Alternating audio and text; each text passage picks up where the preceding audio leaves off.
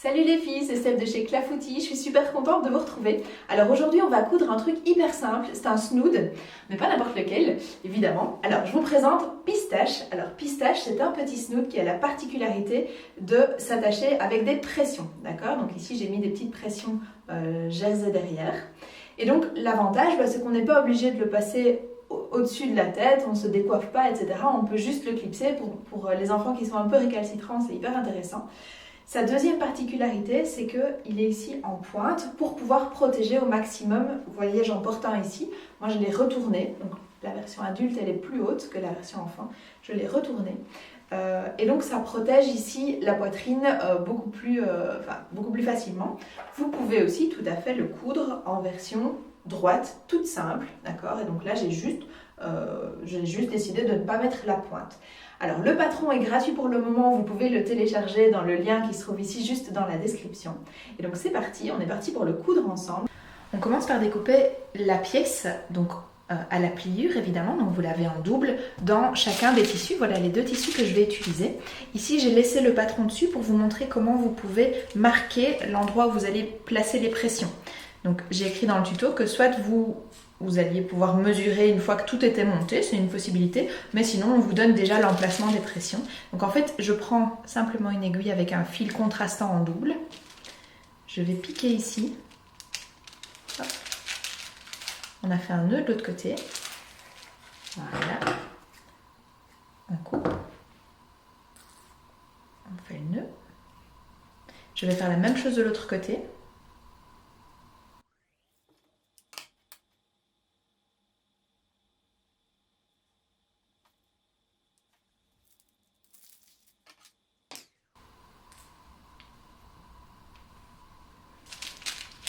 Ok, une fois que c'est fait, j'enlève les épingles.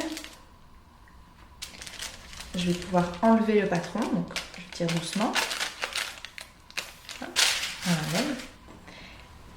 Et si j'écarte, les points sont notés des deux côtés. Donc je vais couper ici, hop, et faire un petit nœud pour être sûr que ça tienne bien aux quatre extrémités. On fait ça sur un seul des deux tissus puisque de toute façon ils vont être mis l'un en face de l'autre et donc il n'y a pas besoin de le faire deux fois. Je vais prendre mes deux morceaux et je vais les épingler endroit contre endroit en épinglant tout autour mais en laissant une ouverture sur un des petits côtés d'environ 5 cm. C'est parti.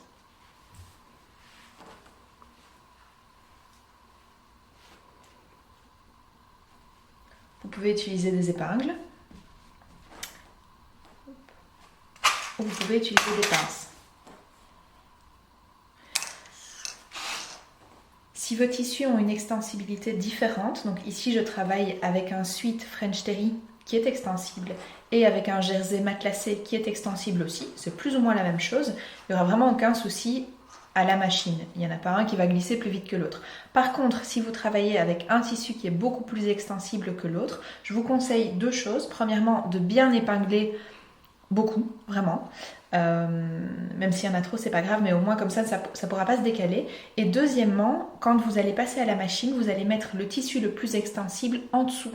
Surtout si vous n'avez pas le double entraînement. Comme ça, il sera entraîné plus facilement.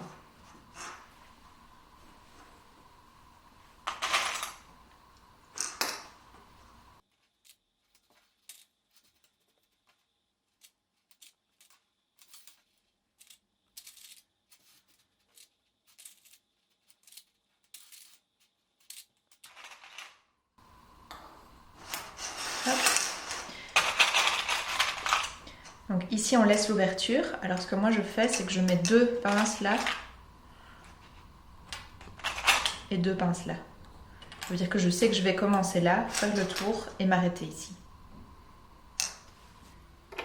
On va coudre ici à 1 cm. Donc je démarre là où j'ai mis mes deux pinces. Hop. Alors c'est un snood sur lequel vous n'allez pas tirer, c'est pas comme les snoods qu'on enfile par au-dessus de la tête, et donc vous pouvez tout à fait coudre au point droit, il n'y a vraiment aucun souci. Donc moi je vais coudre au point droit classique, donc n'oubliez pas le point arrière d'abord.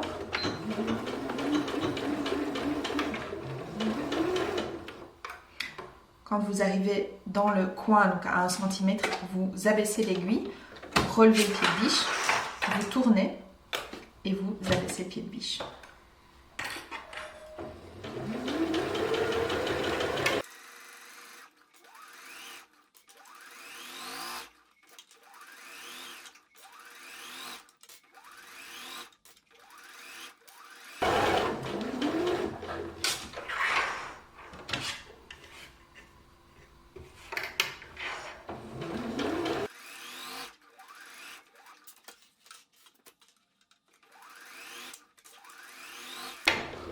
Ici, vous arrivez près de l'angle. Pareil, vous abaissez l'aiguille et on tourne juste un tout petit peu.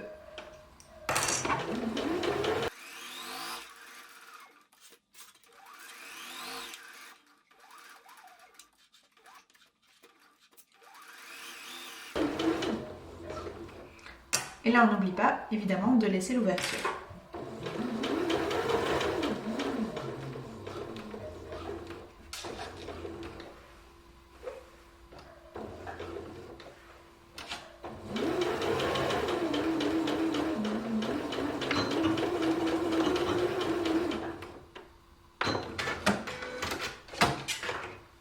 Ok, on va venir s'occuper des angles. Ok, on vient cranter les angles pour ne pas qu'il y ait un paquet comme ça quand on les retourne. Donc soit vous passez comme ça en diagonale. Moi j'aime cranter un peu plus, donc je vais le faire en 2 fois. Une fois comme ça, hop, et une fois comme ça. Voilà, vous laissez bien 1 ou 2 mm pour ne pas que ça casse.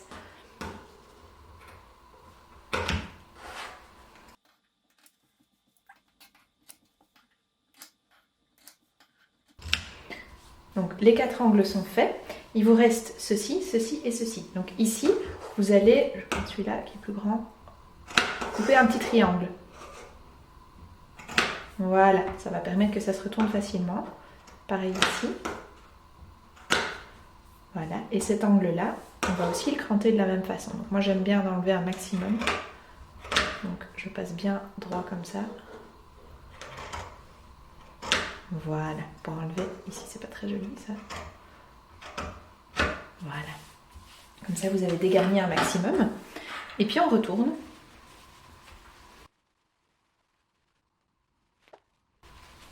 Voilà. Et on va sortir les coins. Alors là vous utilisez soit des ciseaux. Faire alors attention à ne pas passer à travers. Soit vous allez utiliser, moi j'utilise un... Je vais vous montrer. Moi j'aime bien utiliser un pinceau comme ça, qui est assez fin mais qui a un bourron, comme ça je sais que je ne vais pas passer à travers. Et donc on sort les angles.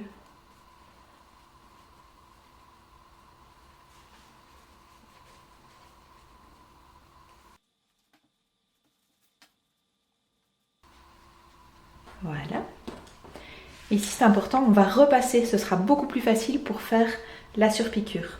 Alors il est bien repassé, ce sera beaucoup plus facile pour la surpiqûre. Et donc ici, on a toujours l'ouverture, donc vous avez 2 choix. Soit vous fermez d'abord à la main et puis vous allez passer avec la surpiqûre. Alors c'est la manière propre de le faire. Maintenant ici, c'est un tissu assez facile. Donc moi je vais fermer simplement avec la surpiqûre et on ne verra rien du tout. Donc pour surpiquer, vous allez allonger le point. Ici, je vais mettre un point long de 4. Faites attention à la couleur des fils. Donc ici, j'ai 2 couleurs différentes. Donc le fil de bobine au-dessus, je vais le choisir en vert. Et le fil de canette, je vais le choisir en orange camel. D'accord? Sinon, vous aurez du vert derrière, ça sera vraiment moche. Ou de l'orange devant, ben, ça va assez fort se voir. Et donc vous démarrez, moi je démarre toujours sur un petit côté parce que c'est vraiment ce qu'on voit le moins puisque c'est dans le cou. Vous démarrez et alors vous trouvez un repère. Au niveau de la largeur de la surpiqûre, ça va vraiment dépendre de votre tissu. Donc ici j'ai des suites légers, donc je vais décider d'être plus ou moins à 3 mm. Si par contre vous prenez un tissu doudou ou une fausse fourrure qui est beaucoup plus épaisse, là ce sera peut-être plus intéressant de vous mettre plutôt à 5 ou 6 mm parce que 3 mm ce sera trop petit et ce sera difficile, ça glisse plus. Donc ici je vais placer, je vais choisir plus ou moins 3 mm. Ce qui est important, c'est pas le nombre de millimètres, c'est de rester constant. Donc n'hésitez pas à bouger votre aiguille vers la droite, vers la gauche pour avoir plus facile. Voilà. Et n'oubliez pas le point d'arrêt. Il faut repartir en arrière. Voilà. Et donc Donc ici, vu que c'est l'ouverture, je fais bien attention à bien placer mes tissus.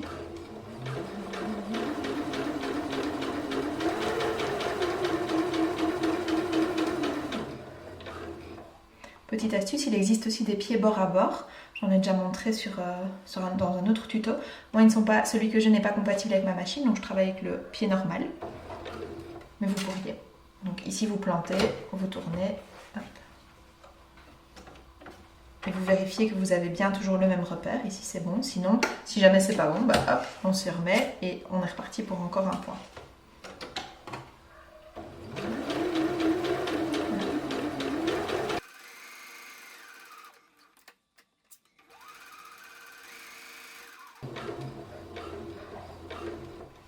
Si vous n'êtes pas sûr, vous pouvez aussi tourner avec la molette. Donc ici, je vois que ça va être de trop. Admettons que je ne le fasse pas avec le pied, mais je le fais à la main. Hop, voilà. Et là, c'est bon.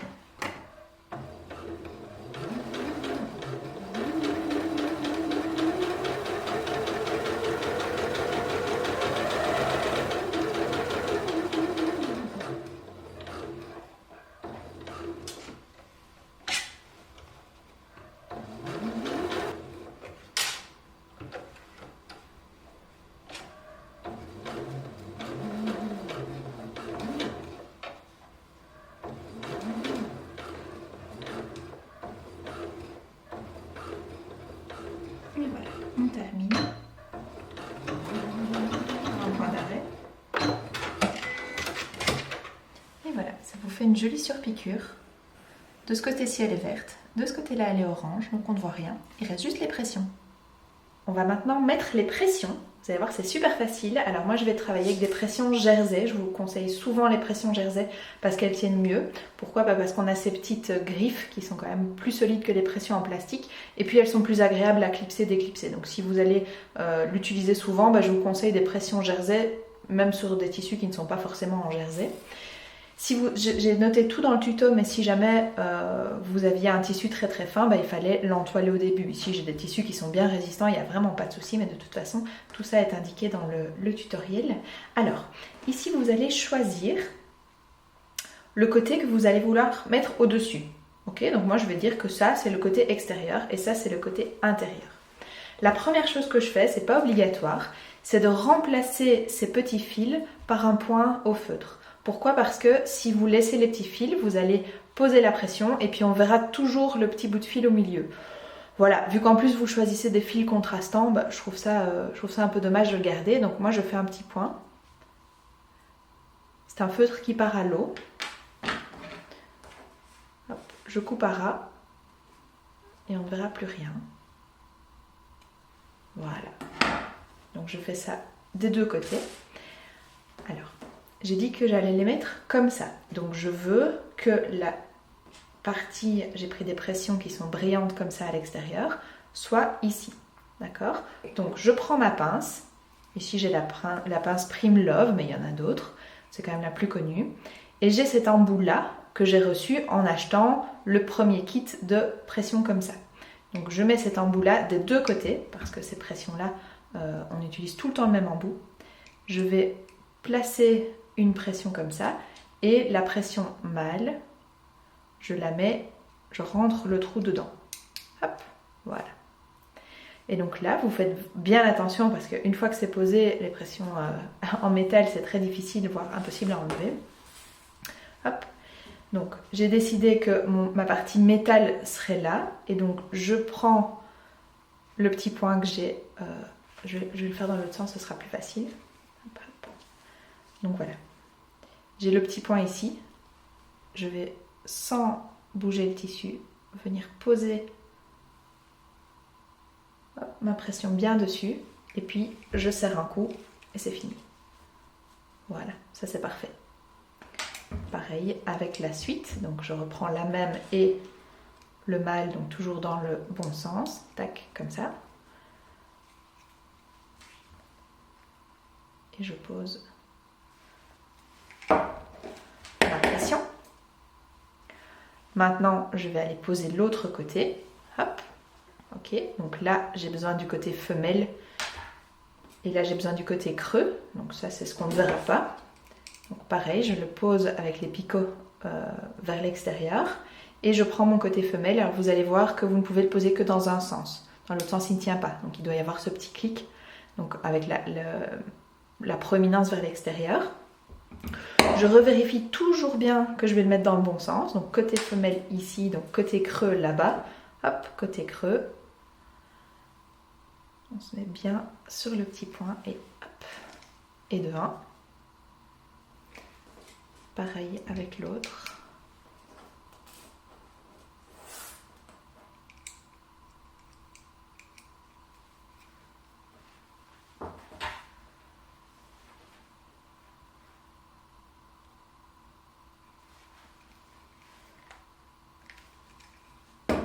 Et voilà, le petit snood est terminé. Tac, tac. On est bon. Trop bien. Et voilà, vous avez vu, c'était super simple. Donc je vous montre quelques petites photos d'inspiration portée. Vous avez vu que j'adore ce tissu. N'hésitez pas à vous abonner, n'hésitez pas à liker la vidéo et à nous retrouver sur les réseaux sociaux, donc Facebook, Instagram. Et je vous souhaite une merveilleuse journée. Au revoir.